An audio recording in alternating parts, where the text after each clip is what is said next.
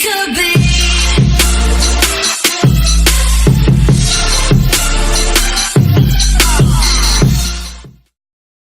Nan Goldin has woven a practice revolving around human crisis, whether it be the 1980s AIDS epidemic or domestic abuse. Her own experiences offer a first-hand insight into many of today's issues. Most of my community was lost to AIDS, Goldin states in a new essay highlighting her latest cause, the current OxyContin addiction pandemic. I can't stand by and watch another generation disappear. Nan Goldin opioids are now responsible for a 19% rise in death rates in the US, with over 52,404 recorded in 2016, or evidence suggests the problem has continued to worsen in 2017. This is a crisis Goldin has had first-hand experience with. Nan Goldin, Payne/Sackler, Royal College of Art, London, 2017. Her latest series of photographs depict the artist in a state of inebriation from the pills. Goldin was prescribed the drug after surgery in Berlin. Her OxyContin addiction caused her to overdose and nearly die from their side effects. She is now recovering and angry. But instead of expressing her anger privately, Goldin has come out by calling for the art patron Sackler family, who own Purdue Pharma, which has made billions from making OxyContin, to not only discontinue the addictive meds but to set up free rehab facilities around the world to help the millions affected by addiction. Goldin's latest work, titled Sackler/Pain, explores the family's philanthropic donations to galleries and museums around the world. They include the Elizabeth A. Sackler Center for Feminist Art at the Brooklyn Museum, the New V&A Courtyard, and the Sackler/Serpentine Gallery. Goldin writes about her return to New York from Germany and going from 3 pills a day to 18.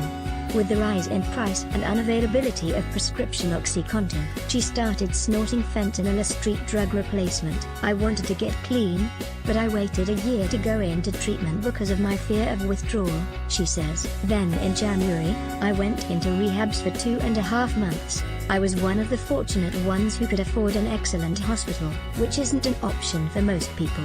After being clean for a year, she is ready to share her experiences. P.A.I.N. has produced an open call for museums and universities to refuse future donations from the Sacklers.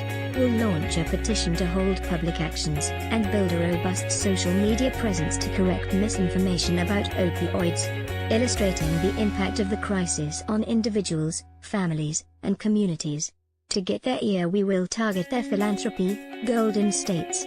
They have washed their blood money through the halls of museums and universities around the world. We demand that the Sacklers and Purdue Pharma use their fortune to fund addiction treatment and education. There is no time to waste. Read full Art Forum essay here. I survived the opioid crisis. I narrowly escaped. I went from the darkness and ran full speed into the world. I was isolated, but I realized I wasn't alone. When I got out of treatment, I became absorbed in reports of addicts dropping dead from my drug, OxyContin. I learned that the Sackler family, whose name I knew from museums and galleries, were responsible for the epidemic. This family formulated, marketed, and distributed OxyContin. I decided to make the private public by calling them to the task. My first action is to publish personal photographs from my history. My relationship to OxyContin began several years ago in Berlin. It was originally prescribed for surgery. Though I took it as directed, I got addicted overnight. It was the cleanest drug I'd ever met. In the beginning, 40 milligrams was too strong, but as my habit grew, there was never enough. At first, I could maintain, then it got messier and messier. I worked the medical field in Berlin for scripts. When they shut me out, I turned to FedEx. That worked until it didn't. The drug, like all drugs, lost its effect, so I picked up the straw. I returned to New York. My dealer never ran out of Oxy and delivered 24/7. He had massive prescriptions and made massive amounts of money. For every penny he spent on a script, he made $1 on the black market. I went from 3 pills a day, as prescribed, to 18. I got a private endowment and spent it all. Like all opiate addicts, my crippling fear of withdrawal was my guiding force. I didn't get high, but I couldn't get sick. My life revolved entirely around getting and using Oxy. Counting and recounting, crushing and snorting was my full-time job. I rarely left the house. It was as if I was locked in. All work, all friendships, all news took place on my bed. When I ran out of money for Oxy, I copped dope.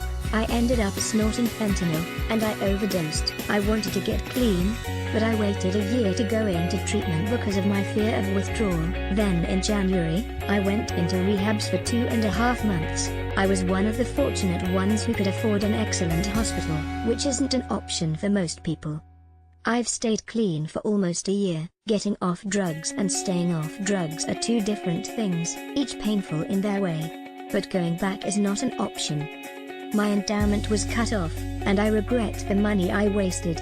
I regret the time I lost, which is irretrievable. Now I find the world hard to navigate, but I have a sharpened clarity and a sense of purpose.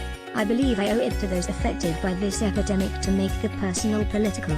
I read the brilliant articles by Patrick Radden Keefe, and Margaret Talbot, in The New Yorker, and Christopher Glazick, in Esquire, and I interpreted them as a call to arms. I knew of no political movements on the ground like ACT UP. Most of my community was lost to AIDS. I can't stand by and watch another generation disappear. The Sacklers made their fortune promoting addiction. OxyContin is one of the most addictive painkillers in the history of pharmacology. They advertised and distributed their medication knowing all the dangers. The Sackler family and their private company, Purdue Pharma, built their empire with the lives of hundreds of thousands. The bodies are piling up. In 2015, in the US alone, more than 33,000 people died from opioid overdoses, half of them from prescription opioids. 80% of those who use heroin or buy fentanyl on the black market began with an opioid prescription. These statistics are growing exponentially. I've started a group, PAIN, Prescription Addiction Intervention Now, to hold them accountable. Together, we will target their philanthropy. They have washed their blood money through the halls of museums and universities around the world. We demand that the Sacklers and Purdue Pharma use their fortune to fund addiction treatment and education. There is no time to waste. Essay courtesy Art Forum. See Instagram and Twitter at Sackler Pain. It might make your next visit to the V&A and Serpentine more thoughtful. Related